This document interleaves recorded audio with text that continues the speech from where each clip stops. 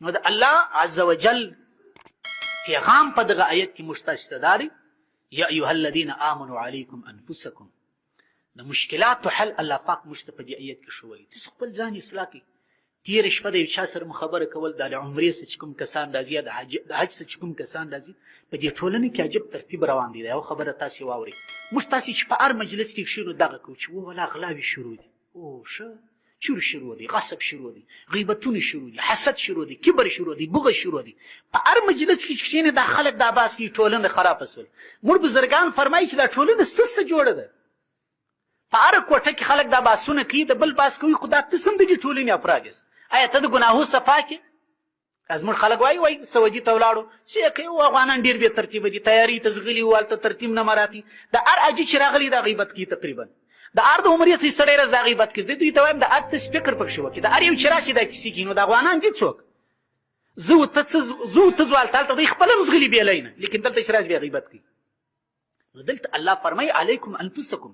دا د بل بحثونه چې تاسې کوئ چې غله دي، چور دي، غصب دي، غیبت دي، حسد دي، یو څه تاسو خپل ځان ته خو وګورئ چې تاسو خپل ځانونه اصلاح کړي دي که علیکم انفسکم.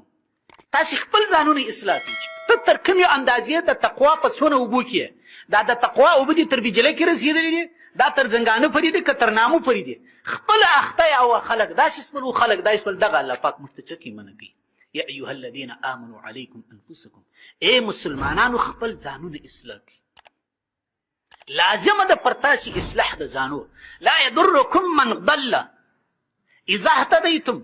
کله چې تاسې هدایت سولاست، کله چې ته سم سولې، بیا هم خلک ګمراهان سول، پر تا یې ګناه نشته.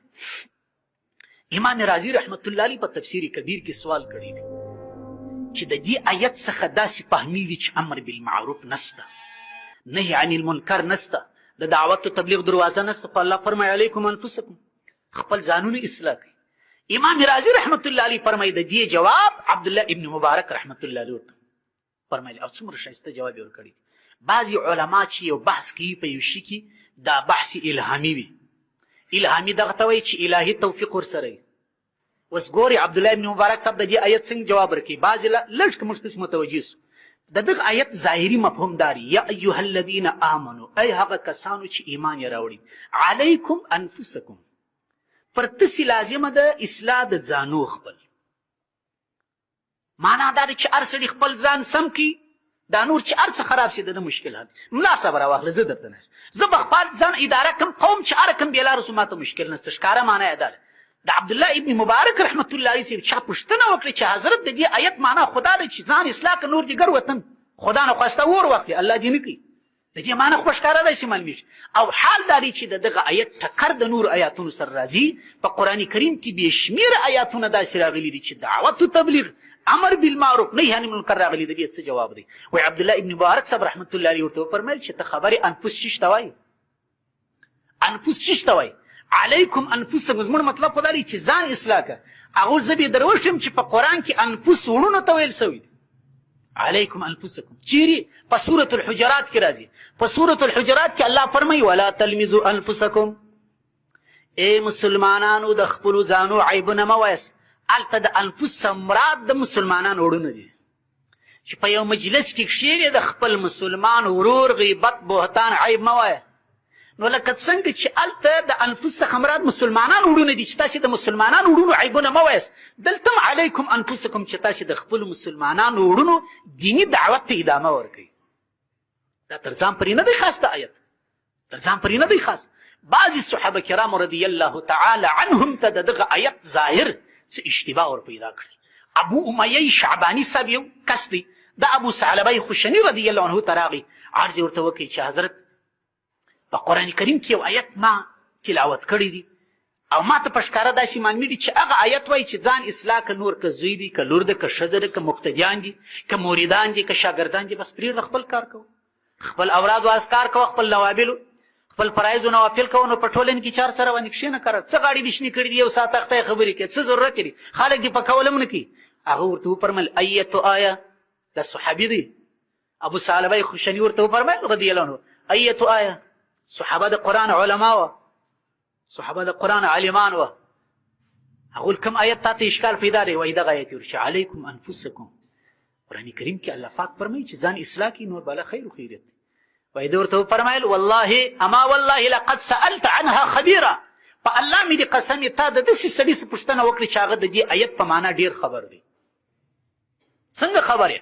سألت عنها رسول الله صلی الله علیه وسلم، ما ته د دغه آیت پر ظاهري اشکال را پیدا سو، زه ورغلم د رسول الله صلی الله علیه وسلم څخه مې پوښتنه وکړه چې یا رسول الله، یو مخ په قرآن کریم کې الله پاک فرمایي کنتم خیر امة، تاسې یو بهترین امت یاست، اخرجت للناس، چې د خلکو د هدایت لپاره الله پیدا کړي یاست، تأمرون بالمعروف، د ښو کارو امر به کوئ، وتنهون عن المنکر، د بدو کارو څخه به خلک رابولي، وتؤمنون بالله. یو طرف ته الله فرمایي چې امر بالمعروف کوي، ښه خبرې کوي، او دلته الله پاک فرمایي چې خپل ځانونه اصلاح کړي. وایي نبي کریم علیه السلام وفرمایل چې نه نه نه، د دې آیت دا مطلب نه دی. ګورئ دا د رسول الله صلی الله علیه وسلم د خولې مبارکې تفسیر دی. بل ائتمروا بالمعروف، ای زما امت ته چې وس و طاقت مو کار وکړي امر بالمعروف کوي. د امر بالمعروف وظیفه مه پرېږدئ. ونهوا عن المنکر، وتناهوا عن المنکر، د بدو کارو څه منع کوئ. ائتمروا بالمعروف، خطبه کې تاسې دا دوم حدیث اورئ که نه اورئ؟ اوس مشکل دا دی زموږ مذهب دا دی چې خطبه په عربي ژبه کې باید وویل شي. څلور سره مذهبونه دغه دي، چونکې دا منقولي شان راغلي دي، دا د نبي کریم علیه اسلام د وخت څخه را روان دي. که چیرې خطبه په بله ژبه راواوئ نو بیا به موږ په پښتو په فارسي درته ویلی.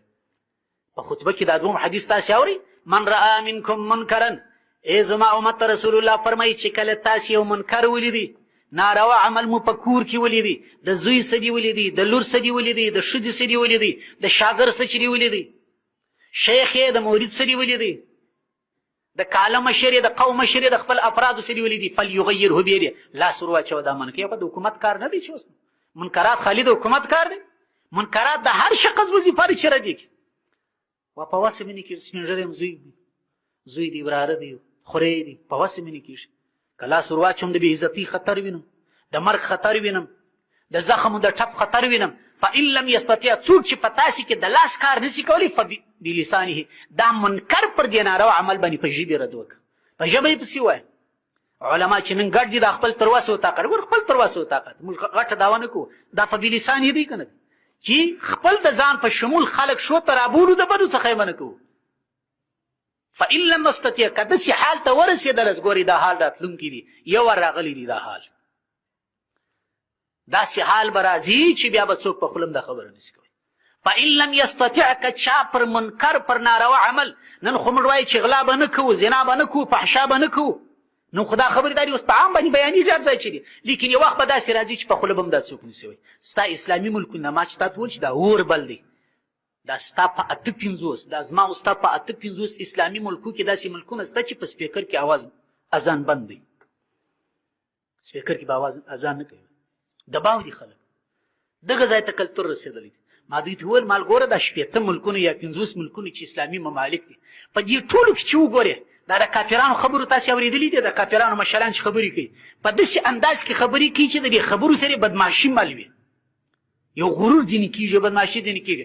زموږ تاسې د ټولې اسلامي نړۍ مشران وګورئ، داسې خبرې بې تر خوله ونه وځي چې د مسلمان زړه په غټ شي چې ماشاءالله بیا خو یو اسلامي سړی شته، د یو اسلام غاویر، د یو قرآن غاویر خو شته. اردوغان یې راټیټ کړي، څو ورځې غټ خبرې وکړې، هغه یې پسې راخي چې کله بیا څه به وکړي. مثال در کوم د نړۍ په سطح